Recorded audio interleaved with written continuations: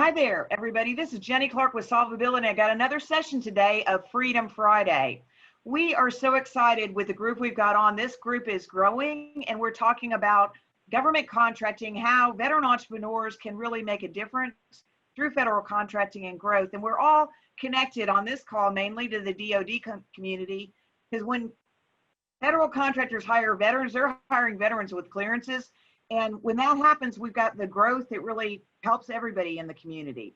So Lauren Weiner founded WWC with Donnie Honeycutt many years ago and has had fabulous success. Not a day goes by that somebody doesn't ask me a question that I either give them as an example or say, yeah, I saw that. That's great news. So Lauren, just give us some wisdom today, and I'm going to let you talk for a little bit. People can put questions in the chat. So Lauren, say hello and take it from here. Hi, I'm Lauren. I don't know if I have wisdom, but I'll give you what I have. So WWC, we founded WWC, 16 years ago, almost exactly. I think we just passed actually our 15 years of contracting. In terms of our first contract, we got in 2005, the end of September. So we literally just passed our 15-year first contract anniversary. We started because we didn't have jobs in Naples, Italy. My husband and Donna's husband both were on military orders. My husband was a civilian. Donna's husband was in the Navy at the time. And we both took orders to Italy. I had come out of the White House. Donna had come out of corporate law and found ourselves not able to get any jobs that were at the professional level. So we started the company really at that point just for us to have some ability to do a little bit of work back to the States until I could get back to DC and start my career again. And it took off, which is amazing and wonderful. We just did the statistics the other day. It's been, I think, 175 military spouses that we've hired over the past 15 years, 400 military spouses and veterans. We went from 2 of us to now, I think we're closing in on 275 employees as of a couple of days ago when we kicked off the last of our contracts for the fiscal year, for the wrap up of the fiscal year. So we're still a small business technically, although we have grown fairly substantially in the last 2 years or so. So we are looking at growing out of small status in certain NAICS codes in December, in other NAICS codes a year thereafter. But then one of the things we can talk about today is one of the things that we've been able to do is put some vehicles in place that allow us to keep status for a little bit longer so that we don't hit that cliff of small business kind of falling off and trying to get competitive in the full and open market without having some runway to be a successful kind of mid-sized business. Yeah, I'm really glad that you're describing it this way, because I had a conversation last week with Eric Dockwright, who's one of the guys that is on our Summit Leader team that we're putting on GovCon Summit. And he said, the main thing that somebody needs to come out when they're going into the federal contracting community is get fluent. Yeah. Because the words are different. So you use the word vehicle, you use the word runway, you use eligibility, things like that. Do you mind just kind of running through what Sure. you meant by that? Absolutely. Well, NAICS code is the first one, which is the certain industry that you're playing in. And there are a number of NAICS codes that we play under, management consulting being probably one of our largest or our primary NAICS code. And that has a size standard of 16.5 million. And that's over now 5 years based on the 2018 Runway Act. So over 5 years, we are still under that $16.5 million size standard. So we are still a small business. Yay. Yeah, which I'm very happy about. Under other NAICS codes, the IT NAICS codes, for example, or some of the engineering NAICS codes, there is a different size standard. So there is, I should know these off the top of my head. That used to be 38.5 million. I think it's 40.5 million now for some of the larger NAICS codes that we work under. And we will be under that size standard for at least another year or two, depending on what the next couple of years brings. And so it depends on what you're working on and what you're bidding on. It's not that our firm isn't small, because we're small under certain things and not others. It's what you're bidding on that drives what that size standard is. So we're sort of small and sort of not small for the next couple of years. So that's the first one. The vehicles is a huge one. When you talk about government contracting, when people first start telling you about government contracting, inevitably they tell you to go to FedBizOps, which is now Beta SAM, and bid on contracts. And that is the absolute worst thing you possibly could do. And so one of the ways that you can be more competitive in the GovCon market is to have these government contracting vehicles, these contracts that allow you to winnow down the competition. So there are larger vehicles that a lot of people have, like the GSA, kind of standard GSA vehicles. Used to be MOBIS, it used to, then it was PSS, now it's the multiple award schedule. But the, IT-70, kind of the ones that most successful government contractors get first. And those winnow down the competition from everyone in the universe who can, get on the internet and look at Beta SAM to a set of contractors who are kind of pre-positioned to go after certain things. But those are still 50, 60,000 firms that, that has that vehicle. And so it's still very, very competitive because, you could get 20, 30, 40, 50 bids on some of the stuff that comes out on those vehicles. There are better vehicles to be on. There are things called best-in-class vehicles that are probably, the best things to be on. Those have winnowed down to a much smaller pool.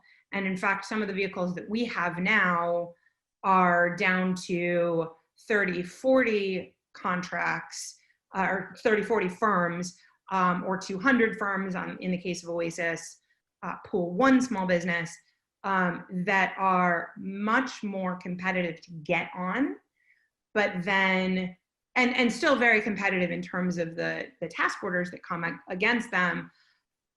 But in terms of small business, it allows me to have a ramp, or us, the firm, to have a ramp to be a small business for longer. Because if we get it as a small business, the entire time we have that contract vehicle, we're eligible as a small business. It's almost like you guys have built your own interstate, and there's on-ramps and off-ramps, and you want to be able to go all different things. But I've also heard people really be frustrated about, okay, yeah, we're on GSA this, we're on that, we're on that, but nothing ever comes up that we can go after. And it's almost like, okay, if you're watching for people, something to come up, you're missing the whole point, because you sit with people and find out what they want and how they buy it. How do you do that? So, do you mind talking about how you learn? Yeah, no, not at all. I mean, I'm happy to talk about it. It's hard. It takes a long time. It takes a lot of relationship building to understand what they're looking for. If you're seeing, I used to say, if you see something for the first time when it comes out, you're too late. I would caveat that a little bit on some of these larger, very competitive vehicles, because some of them, nobody's seeing it before it comes out. But that's at a different level. For the most part, if you're seeing something the first time when it comes out, you're way too late to the game. There are a number of firms who've already been talking about that, who've already been shaping that with the customer. And there's probably someone or a number of firms who are already actively competitive on it, and who are they've already put the team together. They know how to be competitive. They've shaped what is put in there into sections L&M or into the instructions to offers and the evaluation criteria to make sure that they're going to be coming out on top. So if you're looking at something from the outset, when it comes out, you're probably too late for it. So how do you do that? Relationships. You have to know who you're talking to. You have to know those customers, or you have to have some insight there somehow, through a partner firm, through a relationship with that customer or somebody who just left that customer office. Somehow you have to have insight into what's going on there, or else you're way too late to the game. Well, I think that that's so true in other markets as well. But in federal contracting, it's like you've got to figure out where they're going to be out 36, 24 months and things like that, and really track it from that. And it's almost like because of that, you've got to have a broad number of relationships with people, some of whom you don't trust, and which I guess people call these frenemies. Can you explain that term? So it's funny. We've actually gotten to the point where we get to work only with the people we really like now, which is a huge sea change from where we were as a really small business.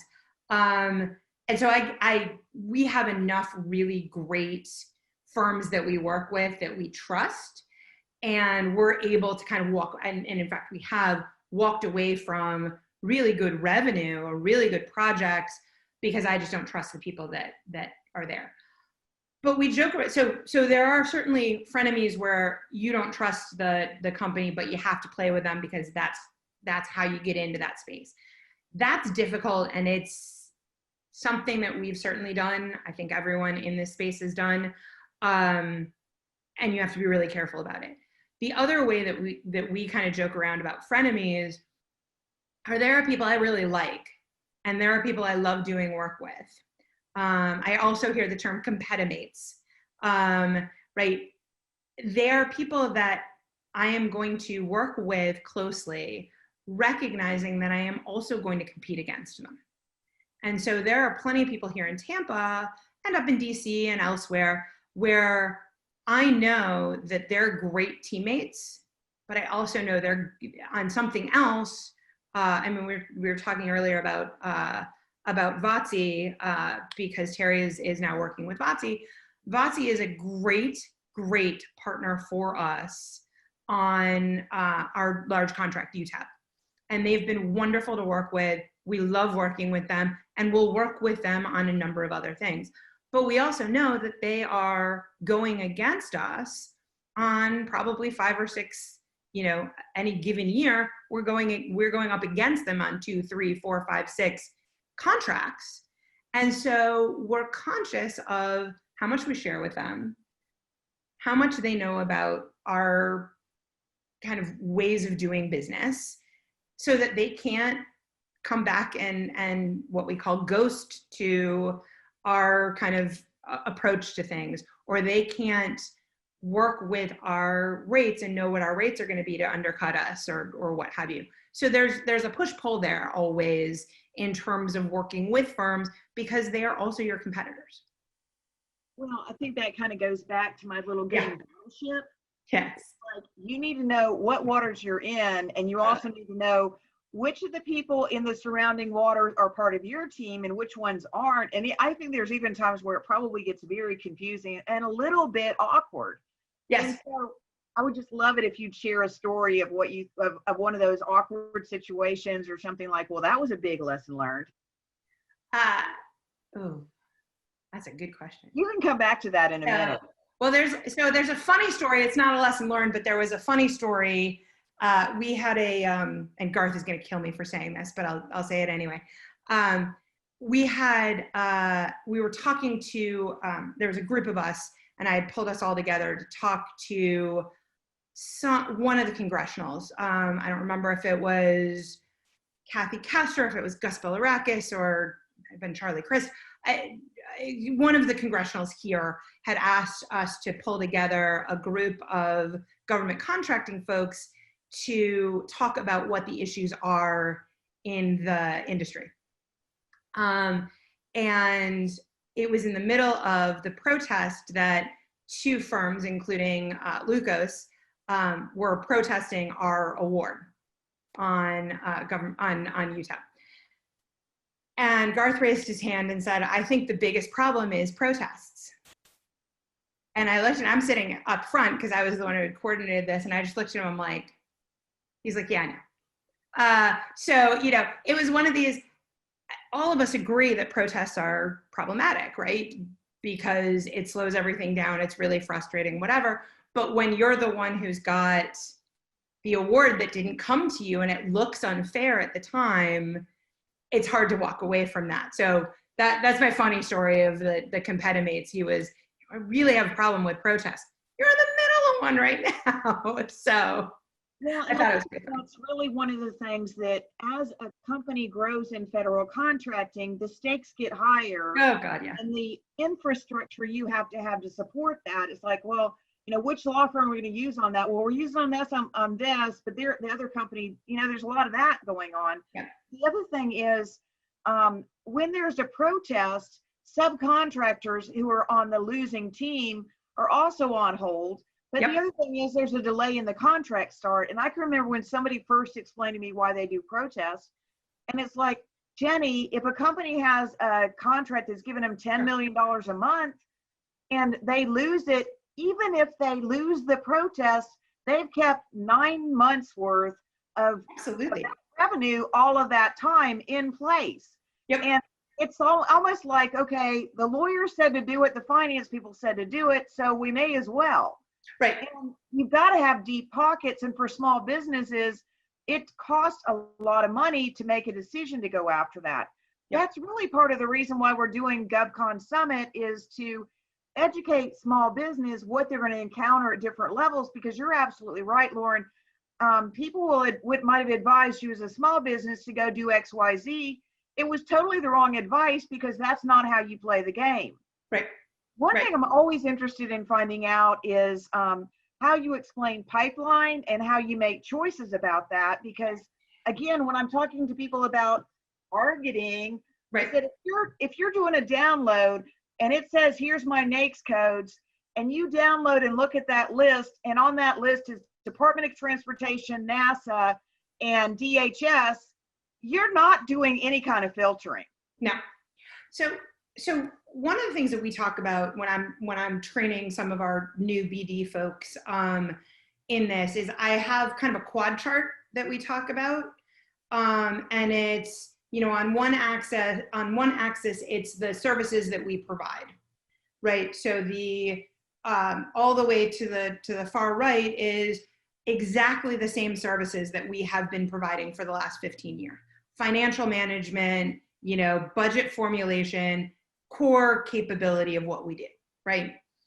On the vertical axis, or on the vertical axis would be the customer that we have familiarity with, right? And so it is a customer that we are currently working for.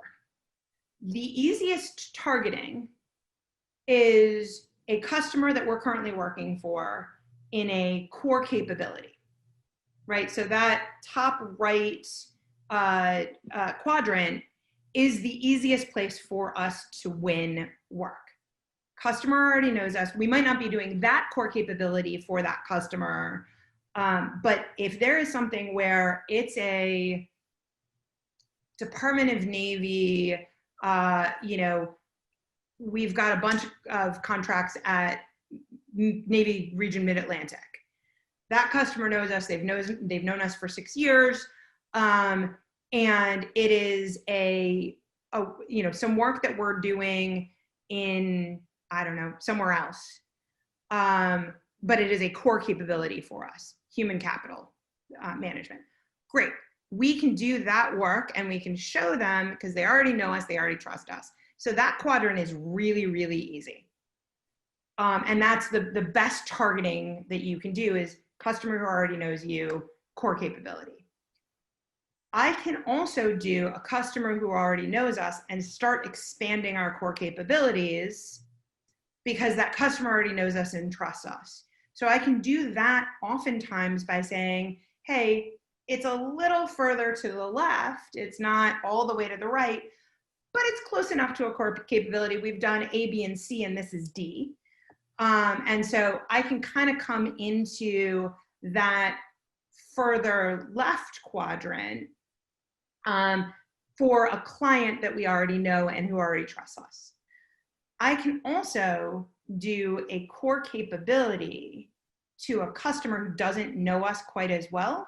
I've got to get the relationships there. I've got to do something to get it at least a little bit further up the vertical axis.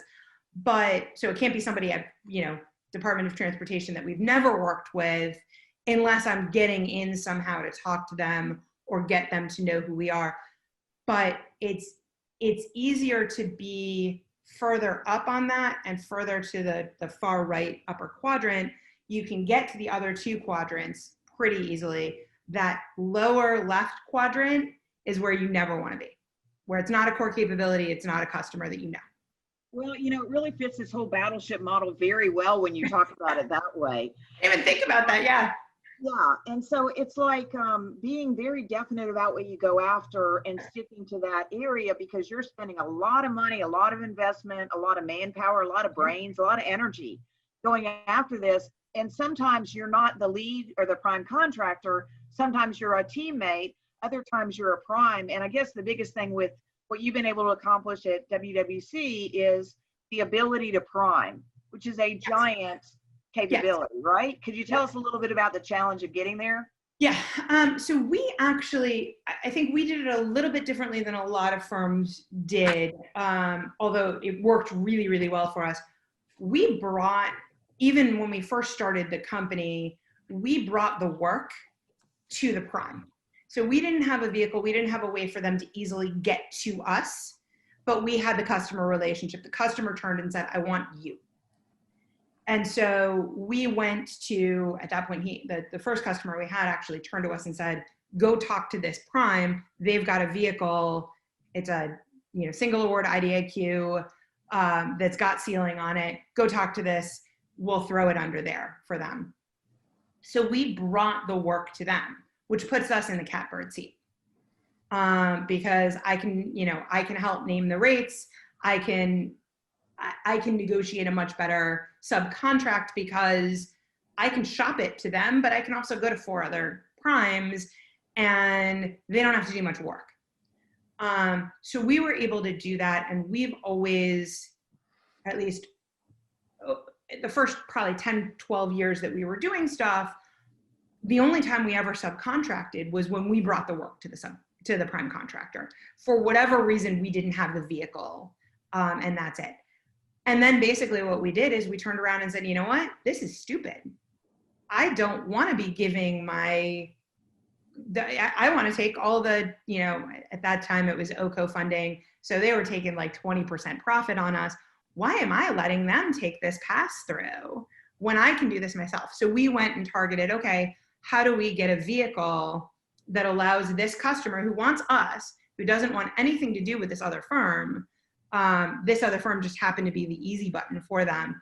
How do I get that ability to do that contract myself? And so we said, okay, how are they getting this? How are they soliciting these things generally? What vehicle does this contracting office like to use? And at the time it was Mobis. So we turned around and said, okay, let's go get Mobis. We had no idea what we were doing, by the way. Like, we had no idea how hard it was. And I was like, I came out of a regulatory background. I can read the regs. I can read the RFP. I'll just put it in myself. And we did. And I wouldn't necessarily suggest that, but but we did, and we figured it out, and we negotiated. And that was our vehicle for the first probably 10 years of the firm. That was the vehicle we used most often. Well, and when you call it a vehicle, I always think, okay, this is like backing into a requirement, because you do not sell to the government, you back into the vehicle or whatever, put it in the garage. Lauren, I could have you go on all day, because what you're talking about is fascinating. You've talked about relationships and how important they are in federal contracting. You've given us some terminology. You've explained pipeline and valuation. And I really just love the way you put it all together into those quadrants, because first, as Russ would always say, you have to have a business, and that business means creating a niche that you're serious about going after, because the broader you get, the worse. And I keep comparing this to online dating, which I've done. And it's like, oh my gosh, I forgot to say, I want except this. And Right. when I first made the list, I decided I'm not going to do online dating. I'm going to get a cat. So I'm enjoying my cat now. And, you know, I'm working up to the next capability, but Jenny is not ready for a relationship. She's Yes. ready for a cat. Yes. So thank you so much for being on today. We are putting together GovCon Summit as an annual membership, and we have something called Alliance. And our target for those alliances are veteran entrepreneurs in DoD contracting that are hiring veterans, and they also know how to operate OCONUS, and they're primarily in what you described, engineering services, IT, and management consulting. And so I'm going to be calling back on you to find out how we could put something like this together, because the value in what we're talking about today in having you to come on is you have saved somebody 2 or 3 years worth of hard knocks by saying, if you don't understand what I'm saying, go do your homework and then come back. Yes. Any last things? How can they get in touch with you, and tell them about your podcast if you would? Yeah, absolutely. Well, that is one of the things. So we are management consultants by training. And it became, we were doing a whole lot of mentoring, and I still do, and I'm happy to do it always. We had a ton of firms who gave to us, and we feel really compelled to give back. But we realized that it was inefficient to do that to every firm who came to us, and particularly the firms who didn't necessarily know the basics first. So we sent them, first of all, to some of, you know, the great people here in town, the PTACs, to you, to, you know, the people who could get them to that right place. But we realized that I'm giving a lot of the same advice over and over and over again. Donna's giving a lot of the same advice over and over and over again. And we're having some of the same conversations over and over again. So we actually started a podcast to capture those conversations and to capture some of that advice. So it is the WWC podcast, Winning with Connections. And it's on, I'm terrible at podcasts. I just literally had not listened to a podcast. Perfect. I had not listened to a podcast until we started this thing, but it is on Apple Podcasts and all the other places that you might find podcasts. And you can see my picture with Donna's picture as the big banner. So you'll find it, and it's fairly easy to see. Yeah, and it's really very good because you talk about, I didn't know the answer to this question, so we're telling you what the answer to this question is because you don't even know the question yet. Yeah, exactly. So thank you so much for being on, and for everybody that's on today. We really had a great time talking to Laura Weiner of Wittenberg Weiner Consulting, which is now WWC Global. And thank you so much for what you've been able to do for our military and military spouse community as well, Lauren. Of course, always happy to do it. Thank you so much. All right. Well, thank you very much. Bye. Andy, thank you.